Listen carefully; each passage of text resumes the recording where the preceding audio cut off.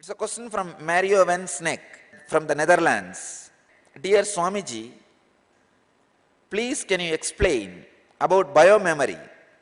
What exactly it is? What is happening with our biomemory after Dharma Mega Samadhi? Please understand. Biomemory means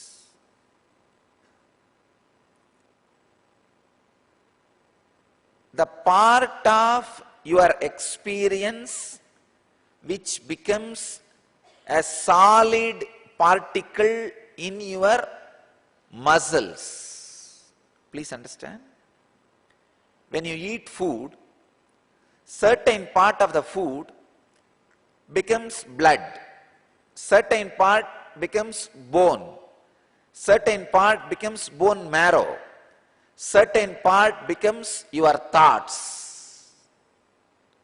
The subtle.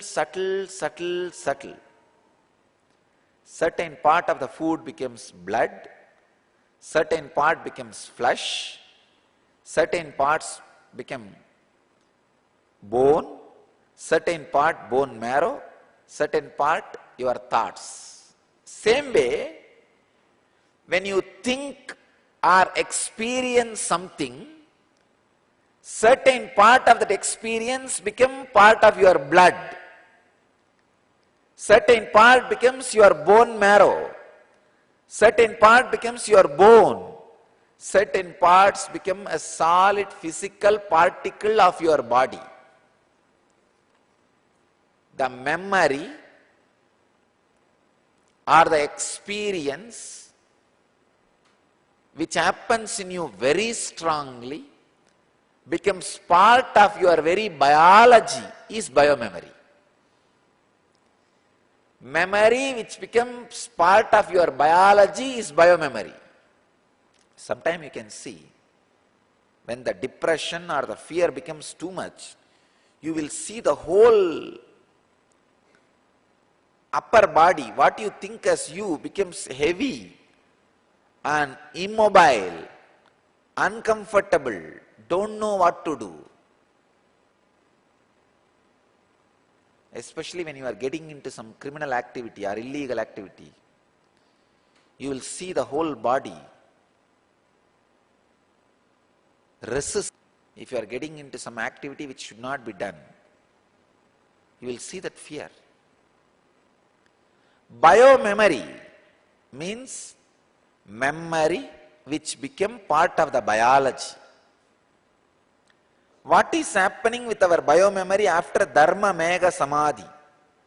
Let me explain the word Dharma Mega Samadhi. I am so happy. A person who is born and brought up in Netherlands, Mario van Sneck, is able to beautifully put a question on a technical term from the Vedic tradition, Dharma Mega Samadhi.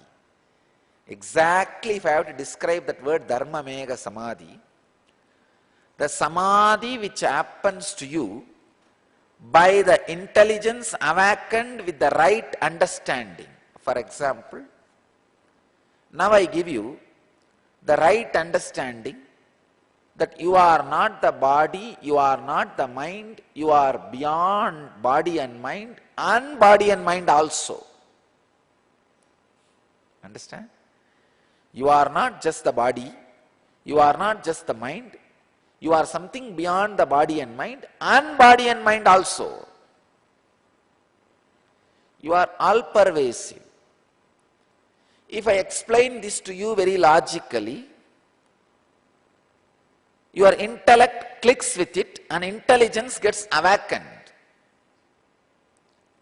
And you feel a kind of energy awakening and restful awareness. That is what is Dharma Mega Samadhi. Through Dharma, the right understanding, if the Meda, the intelligence of you is awakened, it is Dharma Mega, the after effect of the right understanding. The Samadhi which happens as the after effect of right understanding and awakening of intelligence is Dharmamega Samadhi. I can say the right translation of this word can be inner awakening.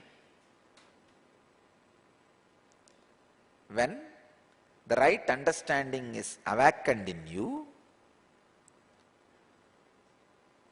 that understanding which leads to restful awareness is Dharmamega Samadhi. What is happening with our biomemory after Dharmamega Samadhi? I can say your biomemory completely becomes pure. After every Dharmamega Samadhi, your biomemory becomes completely pure. If the Dharmamega Samadhi becomes a very strong Savikalpa Samadhi or Samprajñāta Samadhi, the biomemory becomes pure to the level it can never again become impure. That's it. Dharmamega Samadhi is like a washing your floor completely. But there is a possibility tomorrow it can get dirty. But Savikalpa Samadhi is once for all washing the floor and sealing it with a lacquer coating. It can never become dirty. It's like a copper vessel being washed every day is Dharmamega Samadhi. It becomes pure.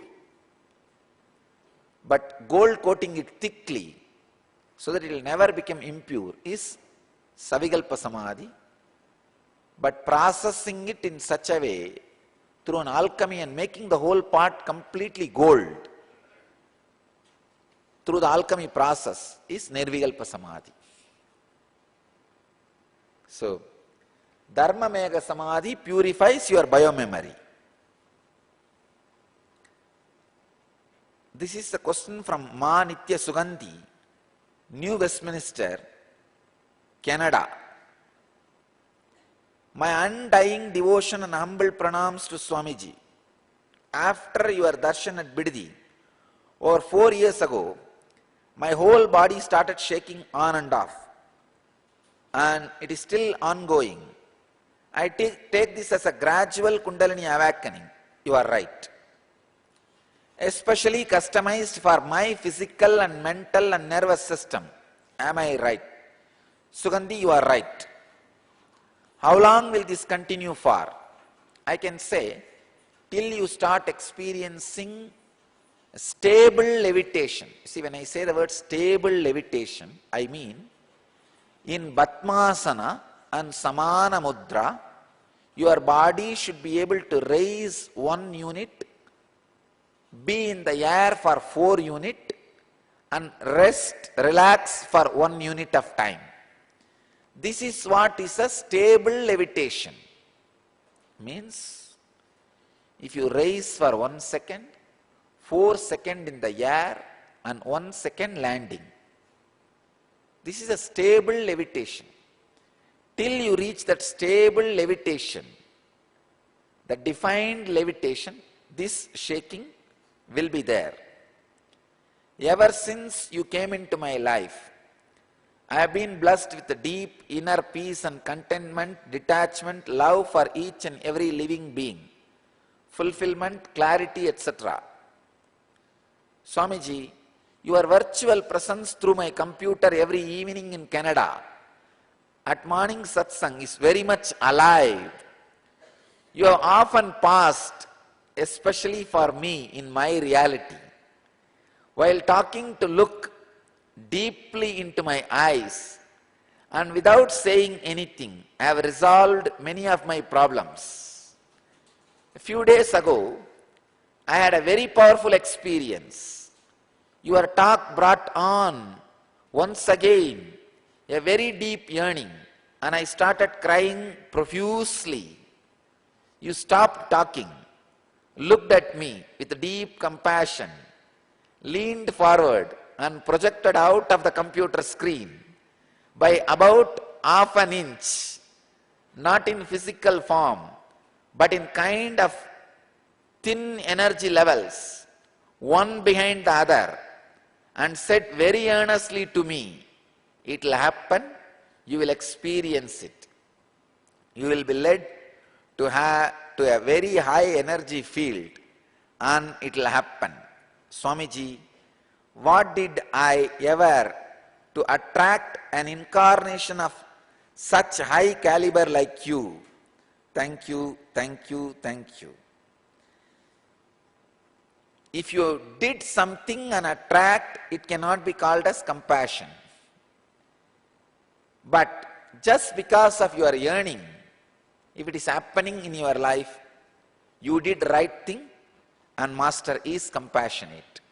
See, if you did not do anything, and if it has happened, you will not know value, then the relationship will not have its respect. People may take it for granted and leave it. Same way, if you have done something great and if it happened, it is a bargain, not my compassion. You should have yearning and did not do anything, and I should have compassion and shower myself on you. That's the right way of the connection. Understand, you have the right connection, so it will be maintained, it will reach its completion, which is communion and cosmic experience. Please understand, I am making this point clear. If you have done something great sadhana and attracted me, then it is not compassion. Then it will not be maintained. At one point you will feel you sacrifice too much and the relationship will break. It will not see the end. And if you have not done anything and it happened, you may take it for granted. Again, it will not reach its logical conclusion, enlightenment. You should have yearning, but shouldn't have done anything, and I should happen out of my compassion. That's the right combination. Sugandhi, you have a right combination. We will see the end of the Guru-disciple relationship, the enlightenment. Here, the question from R. Patak. R. Patak, that's the email ID it says. Dear Swamiji, the name signed below the question is Rekha. Dear Swamiji, is it possible one evolves from deity worship to Shravana, listening, and then to being? I am a retired physician with a lot of physical ailments. As a result of irregular hours and fear of errors in practice, I came for IA in December 2009. I feel joyful with daily satsang, and I am trying to find out what I should be doing towards fulfillment. Please give some transformation. Please give some guidance. Transformation is happening. First thing, I'll answer the first part. Is it possible one evolves from deity worship to Shravana, listening, and then to being? Yes. One always evolves when one is sincere with the deity worship to listening to the imbibing the sacred truths and to the being, to the living deity. Deity is Achala Murti, immovable Guru. Guru is moving God, Sachala Murti, moving deity. So understand, you evolve from deity to imbibing the sacred truths and imbibing the master embodiment of deity and sacred truths. The evolving happens in everybody who is sincere. And next you are saying, the irregular hours and fear of errors in practice created physical ailments. The only way to get out of this is a spiritual practice. I can give you two practices for you. As you say you are retired, now decide not to regulate your life. Give freedom to your body completely. Eat when it feels like eating. Sleep when it feels like sleeping. Do not force food when you are not feeling hungry. Don't have the fear, you should eat this many times, otherwise you will fall sick. No. There is a beautiful verse written by a Tamil Siddha. He is a great Siddha, even though in the modern day he is projected as a secular poet. He is not a secular poet, he is a great Siddha, Thiruvalluvar. He says very beautifully, மருந்தென வேண்டாவாம் யாக்கைக்கு அருந்தியது அற்றது போற்றி உனின். Means, you don't need medicine for your body if you take food after knowing that what you ate has left your system. So if you eat once, wait for that food to get digested and leave your system, and again for the system to feel hungry, the need for food, then give the next meal. So Rekha, I give you this as a practice. Eat when you are really hungry. Sleep the moment you feel like sleeping. Don't bother it is a day or night or anything. So let your body come to its own tune, alignment. This is a one practice. Second, try to attend the satsang every day. When you sit in the virtual presence, your body gets healed, your mind gets healed, your being is awakened. So I can give these two as a practice.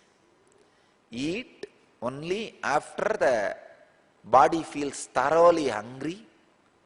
Sleep the moment you feel like sleeping. Attend the satsang every day, so that every day the energy flow in your system is alive and Kundalini is awakened and the right ideas get into your system. Naturally, you will be transformed. So, Rekha, these two can be the practice for you, guidance for you. Here again, question from Sudarshini Madan, Sudha. Dear Swamiji, I have a question on non-violence. When people around me criticizes me of thinking about you, I feel only sympathy on them.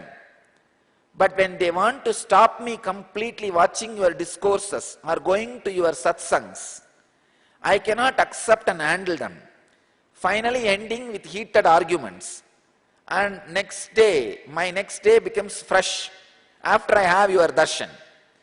Please bless me so that I can be in constant touch with you. Nowadays, more than my interest to taste levitation, I enjoy just looking at you. So the first thing, when you put your foot down and decide to come to the satsangs and watch discourses and having heated argument with others, it is not non-violence. You are reclaiming your freedom. Not reclaiming your freedom is violence, understand. It is called Atmahadya dosha. You are killing yourself. You want to experience yourself and you take up some spiritual activities. If somebody is interfering and you are allowing that, then it is violence, Atmahadya, killing yourself. When you put your foot down and say, I am doing something for my spiritual growth, please be very clear, it is non-violence. You can use any measure, any extreme.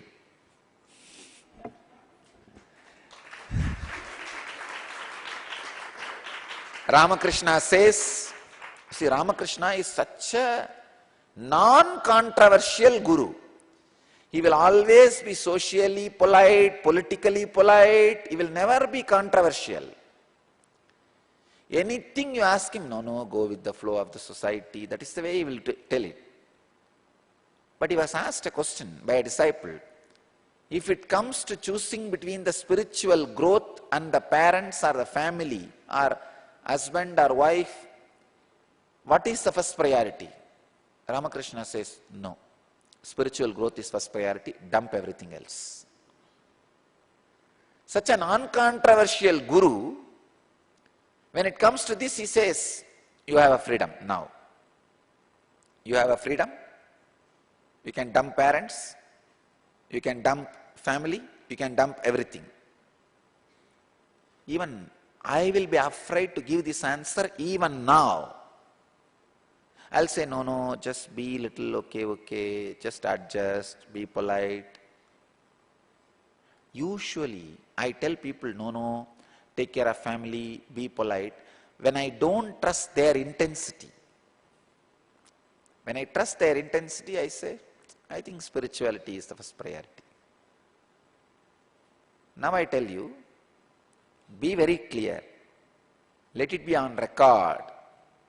When you have the intense seeking, that is the first priority.